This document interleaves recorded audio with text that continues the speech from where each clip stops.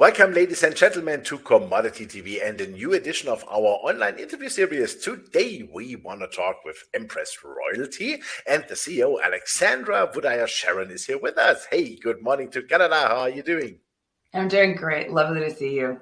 Yeah, lovely to see you. Fantastic. Finally, again, a woman that's so fantastic. I love that. That is great. Women in mining. We need more of this. Definitely. Yeah. Empress Royalty. The royalty business we like a lot, as our viewers know. And we see the royalty business as something, which is, let's say, a much lower risk than conventional mining. You can disseminate your investments better. You can do a broader portfolio. So this is exactly what Empress is doing. You are building the company with your team together. And I would say the last 2-3 months, they were quite active. Jesus Christ. So first of all, let's talk about your debt facility and let's say your financing power you significantly strengthened. Yeah, no, the end of December, we signed a credit facility, an accordion feature for $15 million US from Nabari. So this gives us the ability to draw down $4.5 million. We've deployed $2.5 million into Sierra Antipite, which is the mine in Peru, increasing the production from 750 tons to 1,000 tons per day. And then we also deployed $1 million into the investment we had made in Mozambique for the Manica project, which is currently in construction and expected to be in production in the second half of this year. So, we were able to use this facility to put into active investments that are getting us great returns. Fantastic. For example, when you say from 700 tons to 1,000 tons a day at Sierra Antipite, I mean, that sounds like not that much, but what does it mean for your revenue stream? It must be quite significant, right? Yeah, so we structured that deal with Sierra Sun, who's the owner of the project in Peru. So we've been increasing our investment that over the fall. So now we're at our full investment size, which is 4.5% of their gold, up to 11,000 ounces, and it drops down to a 1% life of mine stream. And with the capital we provided them, again, they're increasing their production. So it's going to bring in roughly $2.5 million to Empress a year. When they're fully ramped up. And it's a great company doing amazing things on the ground. And we should say almost at no cost, right? Because you get the ounces delivered. Yeah, exactly. So we're getting gold credits at 20% spot price. So it's a fantastic investment for us. Absolutely. It sounds like a good game plan. But also you did at Manica, which is the project in Mozambique down there with, what is it called here, Mutapa Mining and Processing. You did also a new agreement which raises the royalty from 2.25% to 3.375%. Yeah. So what does it mean for you? How much more do you have to invest, and what does it mean life of mine, let's say, or the foreseeable life of mine for your company? Yeah, so we had originally invested $2 million into this project. We increased the investment by another $1 million. So again, as you mentioned, that increases our royalty on the project. They're currently in construction right now and should be in production sort of April, May, June next year. Or sorry, this year. I keep thinking it's next year. We're already in 2022. Yes. This one brings in about $1.5 million cash flow for Empress. So it increased our revenue projections by about $500,000 a year. So we're very excited to be supporting this project and getting this one as a near-term catalyst coming in soon for revenue for Empress. Super. So near-term catalysts in addition, what can we expect from you guys? So we've obviously got the Sierra Antipite increasing their capacity, and that'll bring in more revenue. We're receiving revenue from that right now. We have also the Altalay project, Talueto, that we invested in, and that's a silver stream. And that one is in construction right now. We'll be doing some test work in February, and we should start seeing revenue coming in from that in sort of March or April this year. So that combined with Manica, we're projecting over $5 million of revenue in 2022 for Empress. Over the next 3 years, we're getting up to about $28 million US in revenue. So significant growth for Empress, and those near-term catalysts are the tipping point the next couple of months as that starts to come in for Empress.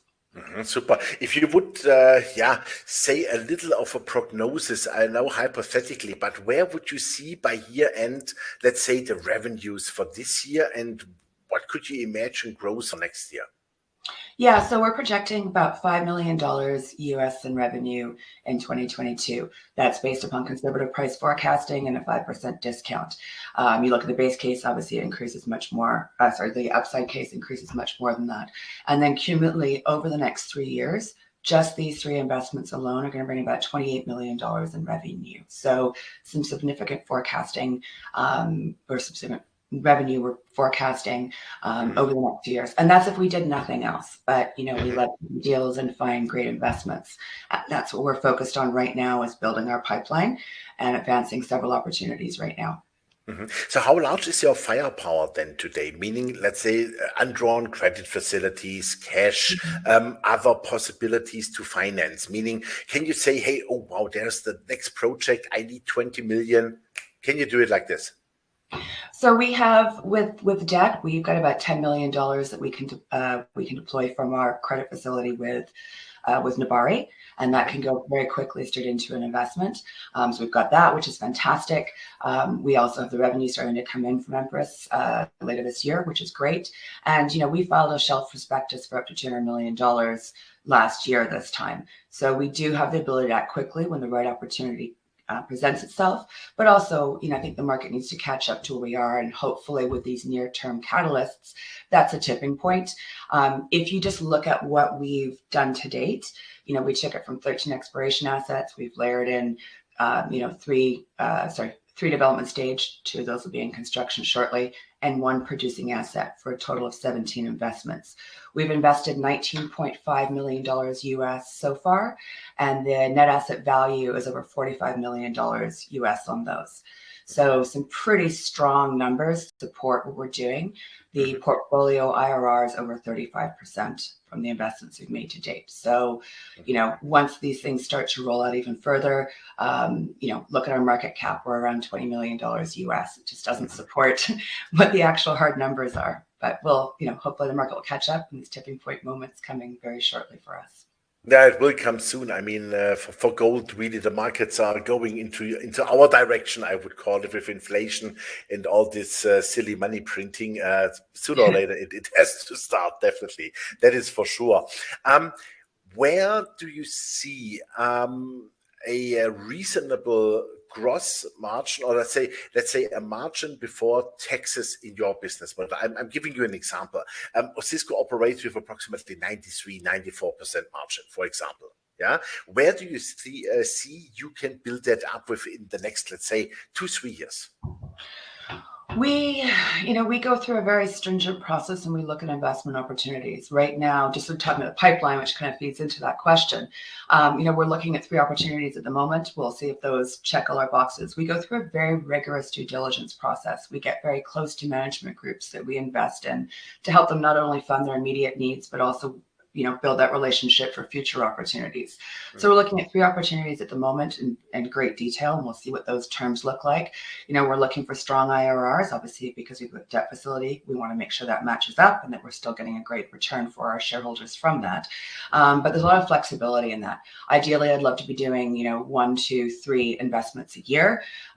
These investments take time because we're not just buying a third-party royalty. We are on the ground, we're on site, we're mitigating all the risks, we're really truly understanding everything that's happening with the company, and again, their growth plans and their plans for the project. And that's a lot of the mining engineering work and geology work that we dig into as well. So we really mitigate the risk for our investments, and as the right opportunities come out, with obviously run by the right groups, we'll expand the portfolio.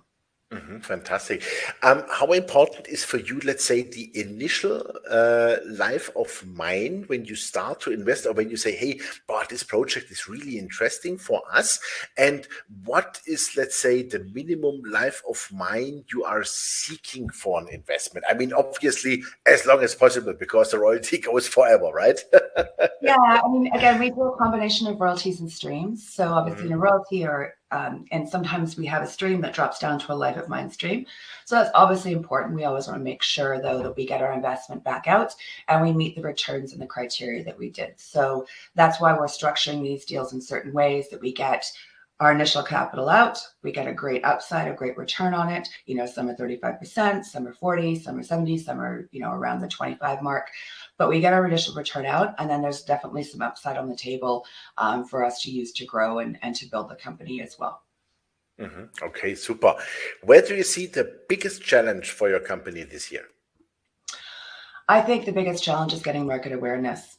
For us, we've had a concept, we've delivered on the strategy, we're continuing to build on that strategy, and hopefully the share price will start to reflect that, especially with these near-term catalysts coming on board, because we're a very strong mining finance team. We're applying the fundamental principles, which you can apply to any level or any investment size in the industry. We're applying it to the smaller size.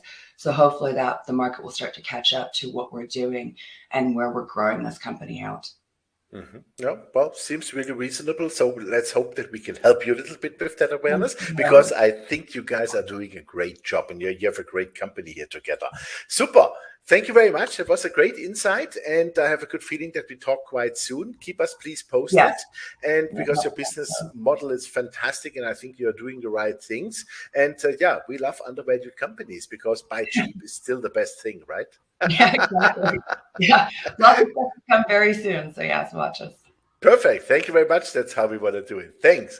Thank you. Ladies and gentlemen, that was Alexandra Woodyer Sherron, the CEO of Empress Royalty, and you heard it. Things are going extremely well. The company was pretty active the last 3-4 months. Of course, they had an active 2021, but also now with the financing power, Nebari on board, and several other opportunities. We think this is a fantastic opportunity to really look at the company, because with royalty business, you really can sleep extremely well, because it's not that volatile. You do not have the mining risk, and you get a nice diversification over the planet in good mining jurisdictions and good mining projects. So check out Empress Royalty. Thanks for watching us. Bye-bye from Switzerland. Thank you.